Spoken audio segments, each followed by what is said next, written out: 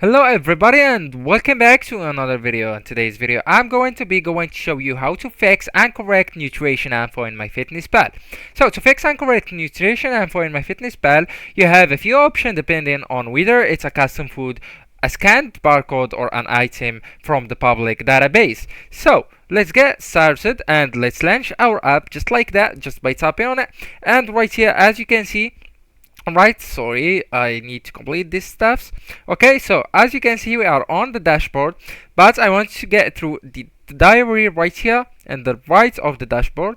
And as you can see right here, I already have food on the breakfast. I added it from here. So once you tap on add food, you have these options on your screen. So you can go with quick add. So but I see that I already made some mistakes on that food, so I just need to go and tap on it. And right here, as you can see, I can edit the calories, fat, carbohydrates, protein, time.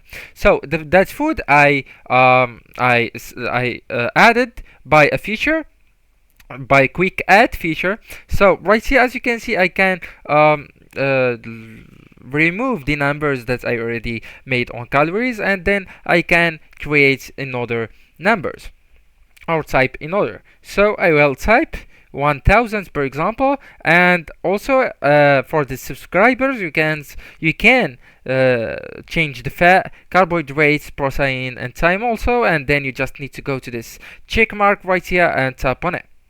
Alright, so let's go for example into an existing food.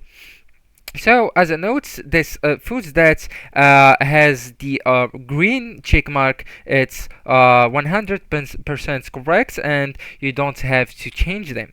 So for example, for that one purely, I need to tap on it, and right here I can change, as you can see, the information just right here, just by tapping on them. And yeah, it will be changed after I tap on save. And that's it guys, thank you so much for watching and goodbye.